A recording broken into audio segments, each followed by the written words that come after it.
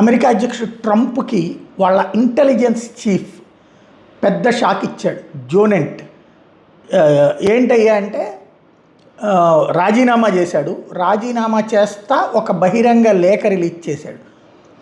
అమెరికాకి భవిష్యత్తులో ముప్పు రాబోయే దేశాల మీద దాడులు చేయడంలో తప్పులేదు, ఇరాన్తో సమీప భవిష్యత్తులో దాడి చేయగలిగిన సీన్ లేదు, దానికి అంత శక్తివంతమైంది కాదది. కానీ ట్రంప్ ఇజ్రాయెల్ యొక్క అవసరాల కోసం, ఇజ్రాయెల్కి దాంతో ముప్పు ఉంది, ఇరాన్తో ఇజ్రాయెల్కి ముప్పు ఉంది.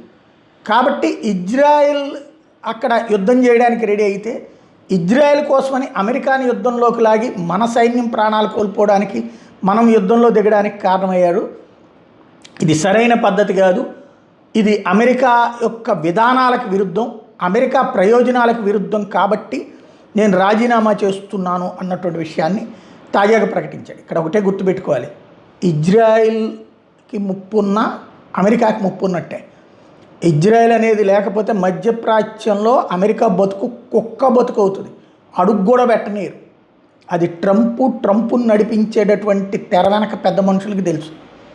అదే సందర్భంలో ఆయుధ వ్యాపారాల కోసం కూడా ఈ దాడులు జరుగుతాయి, యుద్ధాలు జరుగుతాయి.